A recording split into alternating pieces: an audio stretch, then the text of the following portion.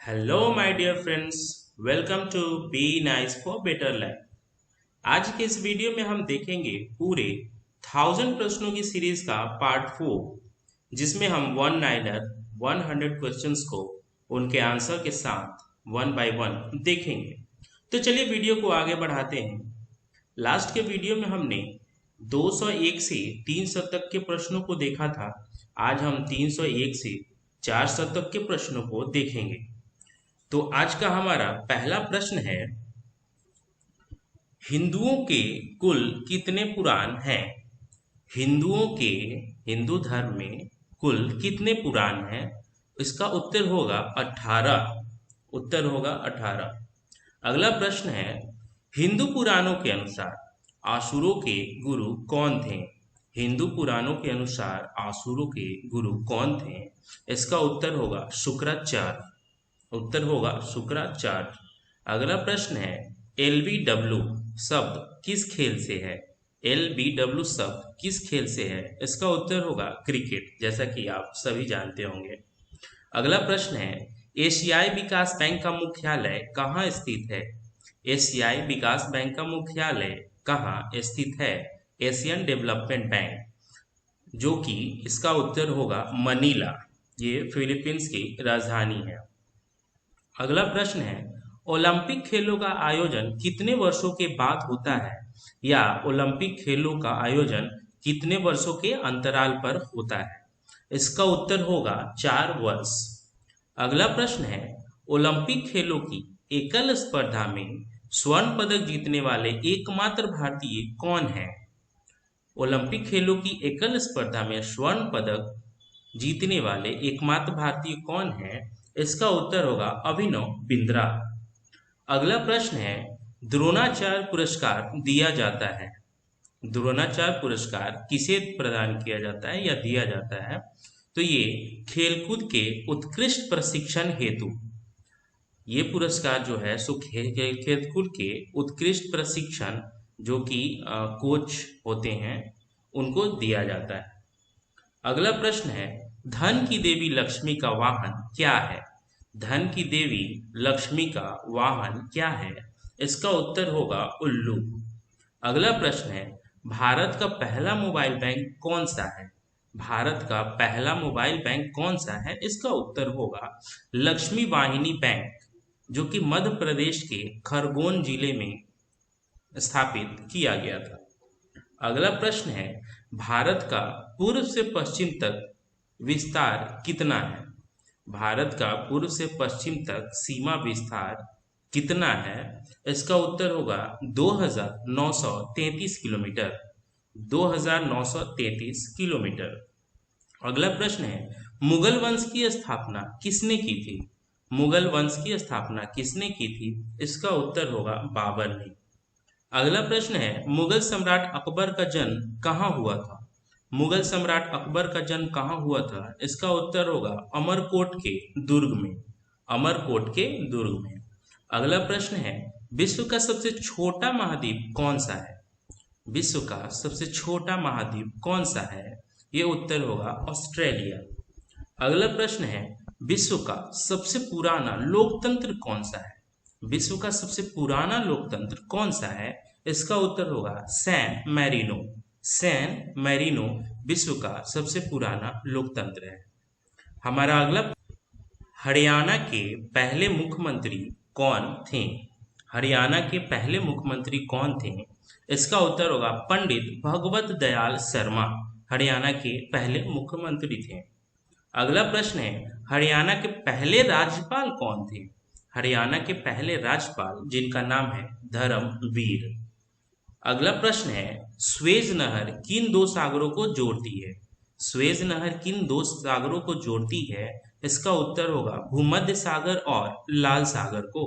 भूमध्य सागर और लाल सागर को। अगला प्रश्न है, श्वेत क्रांति का संबंध किससे है? श्वेत क्रांति का संबंध किससे है? इसका उत्तर होगा दूध से। श्वेत क्रांति जो है उसमें दूध की क्रांति हुई थी। अगला प्रश्न है, कटक किस नदी पर बसा है? कटक जो है शहर है वो किस नदी पर बसा है? ये उत्तर होगा महानदी पर। अगला प्रश्न है, कत्था बनाने हेतु किस पेड़ की लकड़ी का प्रयोग होता है? कत्था बनाने हेतु, जो कि पान में सामान्यतः प्रयोग होता है, किस लकड़ी के पेड़ का प्रयोग होता है? उत्तर होगा खैर की लकड़ी, खैर।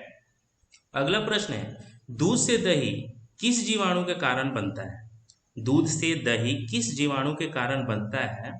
इसका उत्तर होगा लैक्टोबैसिलस, लैक्टोबैसिलस। अगला प्रश्न है, दूरदर्शन द्वारा रंगीन टेलीविजन की शुरुआत किस वर्ष से की गई? दूरदर्शन द्वारा रंगीन टेलीविजन की शुरुआत किस वर्ष की गई? इसका उत्तर होगा 1982। अगला प्रश्न है, भारत का राष्ट्रगान सबसे पहले कब गाया गया था? भारत का राष्ट्रगान सबसे पहले कब गाया गया था? इसका उत्तर होगा 1911 के कांग्रेस के कोलकाता अधिवेशन में, 1911 के कांग्रेस के कोलकाता अधिवेशन में। अगला प्रश्न है, भारत का राष्ट्रीय गीत किसने लिखा है? भारत का राष्ट्रीय गीत किसने लिखा है? इसका उत्तर होगा बंकिम चंद्र चटर्जी जी, बंकिम चंद्र चटर्जी जी ने। अगला प्रश्न है, मानव निर्मित प्रथम रेशा कौन सा है? मानव निर्मित प्रथम रेशा कौन सा है? उत्तर होगा नायलॉन, उत्तर होगा नायलॉन। अगला प्रश्न है, मानव शरीर की किस ग्रंथि को मास्टर ग्रंथि कहा जाता है?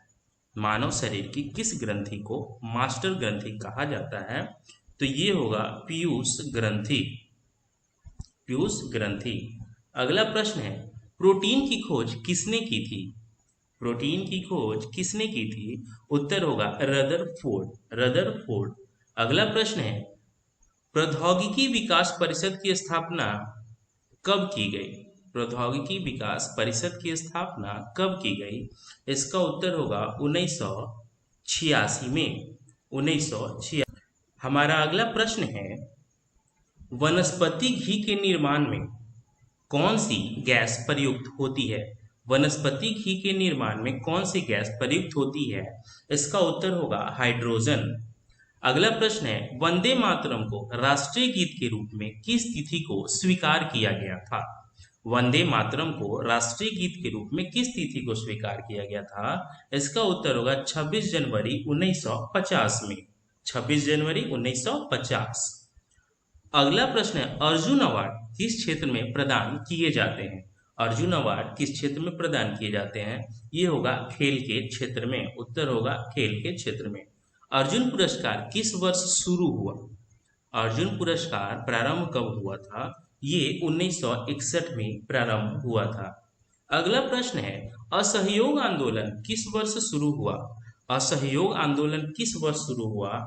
ये 1920 में शुरू हुआ था, उत्तर होगा 1920। अगला प्रश्न है, आंग्ल अमेरिका के सर्वोच्च शिखर का क्या नाम है? आंग्लो अमेरिका के सर्वोच्च शिखर का क्या नाम है? इसका उत्तर होगा माउंट मैकिनले, माउंट मैकिनले। अगला प्रश्न है, फ्लाइंग सिख के नाम से किसे जाना जाता है? फ्लाइंग सिख के नाम से किसे जाना जाता है? तो इसका उत्तर होगा मिल्खा सिंह को। अगला प्रश्न है, बंगाल का विभाजन कब और किसके द्वारा किया गया था? बंगाल का विभाजन कब और किसके द्वारा किया गया था? इसका उत्तर होगा लॉर्ड कर्जन के द्वारा, जो गवर्नर थे, गवर्नर लॉर्ड कर्जन के द्वारा 1905 ईस्वी में। अगला प्रश्न है, बॉल पेन किस सिद्धांत पर काम करता है?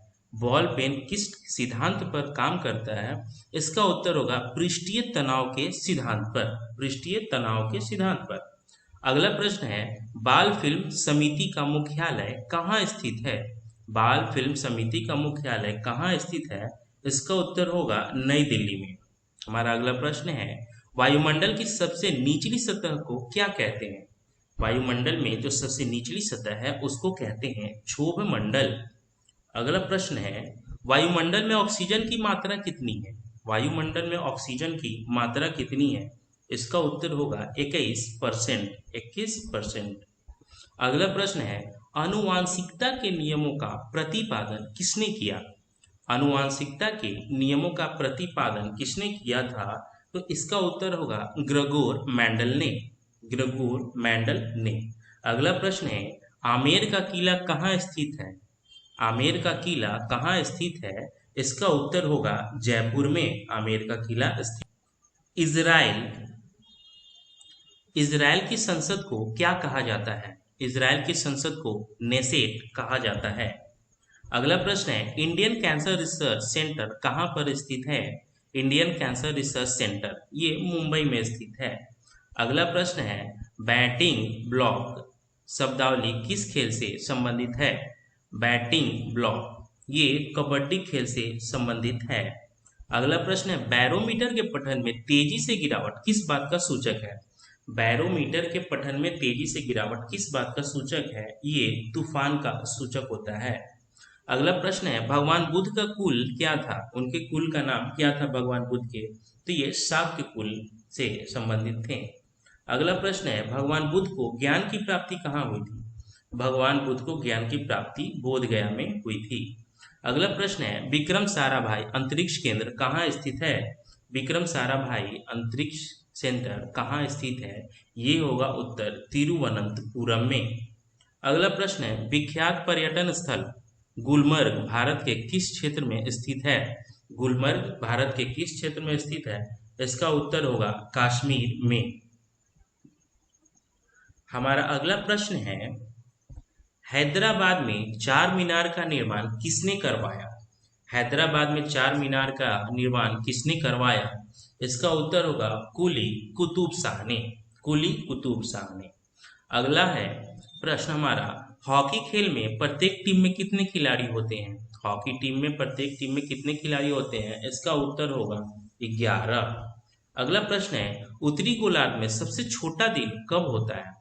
उत्तरी गोलार्ध में सबसे छोटा दिन कब होता है? उत्तर होगा 22 दिसंबर को। अगला प्रश्न है, उत्तरी ध्रुव को दक्षिणी ध्रुव से मिलाने वाली काल्पनिक रेखा क्या कहलाती है? उत्तरी ध्रुव से दक्षिणी ध्रुव को मिलाने वाली काल्पनिक रेखा जिसका नाम है देशांतर रेखा। उत्तर होगा देशांतर रेखा। अगला प्रश्न है, एक अश्वशक्ति कितने वॉट के बराबर होती है? अश्वशक्ति मतलब हॉर्स पावर। एक अश्वशक्ति कितने वॉट के बराबर होती है? तो 746 वॉट। अगला प्रश्न है, एक ओलंपिक में सर्वाधिक स्वर्ण पदक जीतने वाला खिलाड़ी कौन है? एक ओलंपिक में सर्वाधिक स्वर्ण जीतने वाला खिलाड़ी माइकल फिल्प्स। Michael Phelps. अगला प्रश्न है, नवगठित तेलंगाना राज्य का पहला मुख्यमंत्री कौन है? नवगठित तेलंगाना राज्य का पहला मुख्यमंत्री कौन है? उत्तर होगा चंद्रशेखर राव। चंद्रशेखर राव। अगला प्रश्न है, नागालैंड भारत का विधिवत राज्य कब बना? नागालैंड भारत का विधिवत राज्य कब बना? इसका उत्तर होगा 1963 में। 1963।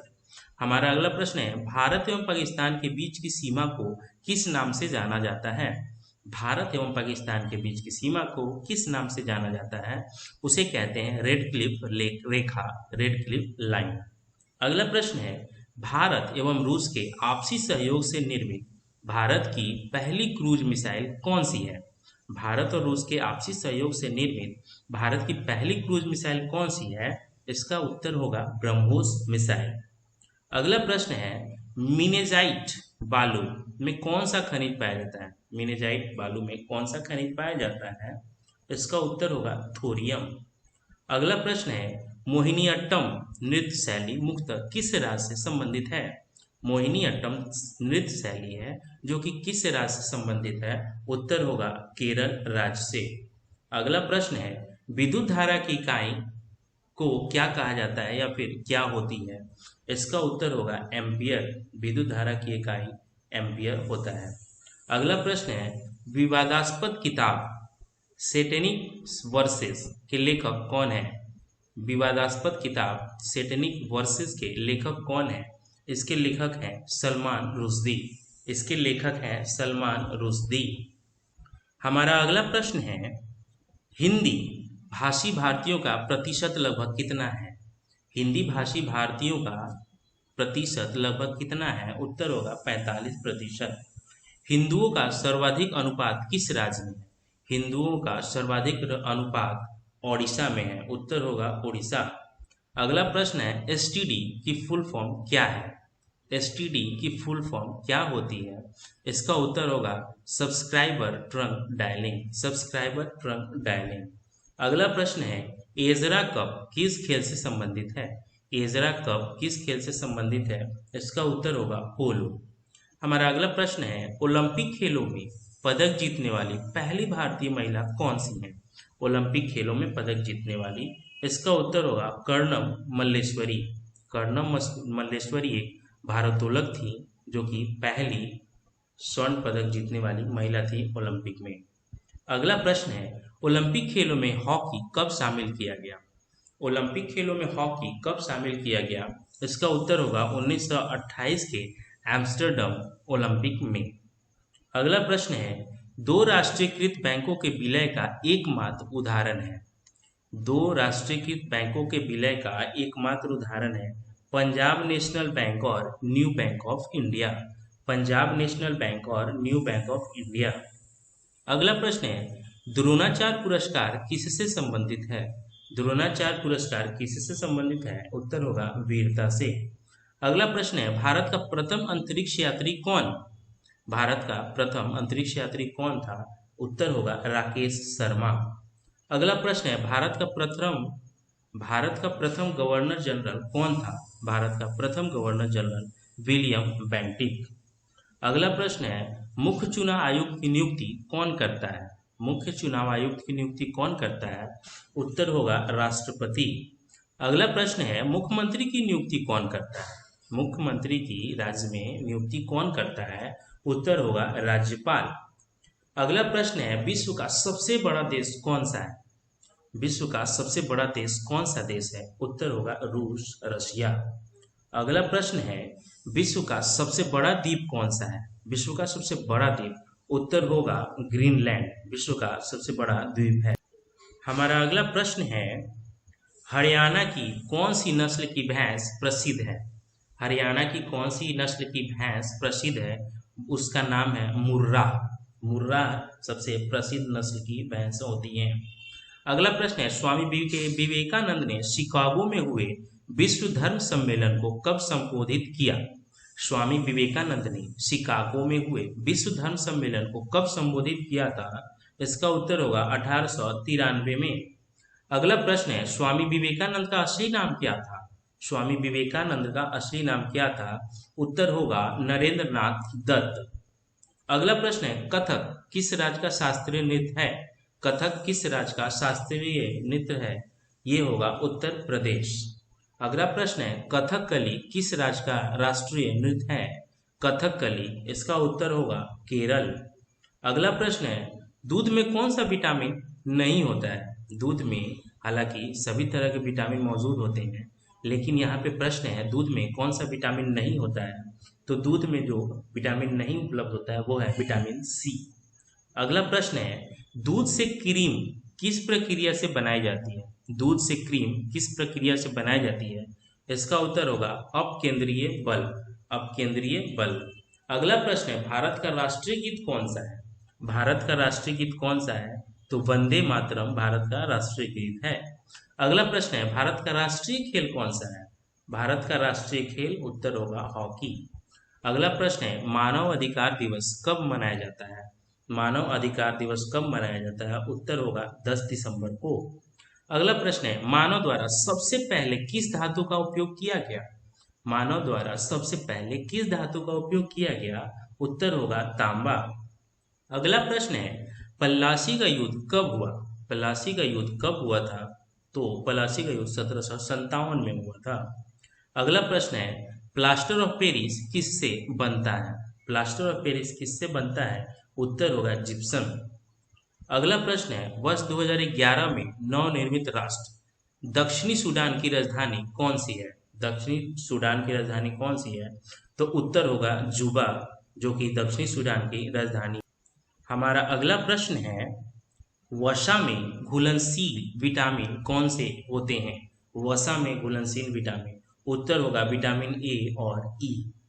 अगला प्रश्न है, अर्थशास्त्र का नोबेल पुरस्कार किस वर्ष शुरू हुआ? अर्थशास्त्र का नोबेल पुरस्कार किस वर्ष शुरू हुआ? उत्तर होगा 1969। ये काफी देर के बाद से अर्थशास्त्र का नोबेल पुरस्कार देना शुरू हुआ था। जैसा कि हम जानते हैं 1901 में नोबेल पुरस्कार देना शुरू हुआ था। अगला प्रश्न है, अर्थशास्त्र के लेखक कौन थे? अर्थशास्त्र के लेखक कौन थे? उत्तर होगा चाणक्य, जिन्हें कौटिल्य भी कहा जाता है, कौटिल्य का अर्थशास्त्र। अगला प्रश्न है, आईने अकबरी के लेखक कौन थे? आईने अकबरी के लेखक कौन थे? इसका उत्तर होगा अबुल फजल, अबुल फजल। अगला प्रश्न है, आकाश में तारे टिमटिमाते क्यों दिखते हैं? आकाश में तारे टिमटिमाते क्यों दिखते हैं? इसका उत्तर होगा प्रकाश के अपवर्तन के कारण। अगला प्रश्न है, बांग्लादेश का राष्ट्रगान कौन सा है और इसे किसने लिखा था? तो बांग्लादेश का जो राष्ट्रगान है वो है अमार सोनार बांग्ला, जो कि रविन्द्रनाथ टैगोर ने लिखा है। अगला प्रश्न है, जो कि आज का हमारा लास्ट प्रश्न है, बांग्लादेश की मुद्रा कौन सी है? बांग्लादेश में कौन सी मुद्रा चलती है? उत्तर होगा टका। बांग्लादेश की मुद्रा का नाम टका है। दोस्तों, आपको ये वीडियो कैसा लगा कमेंट कीजिएगा और लाइक शेयर एंड सब्सक्राइब जरूर कीजिएगा। Thank you so much.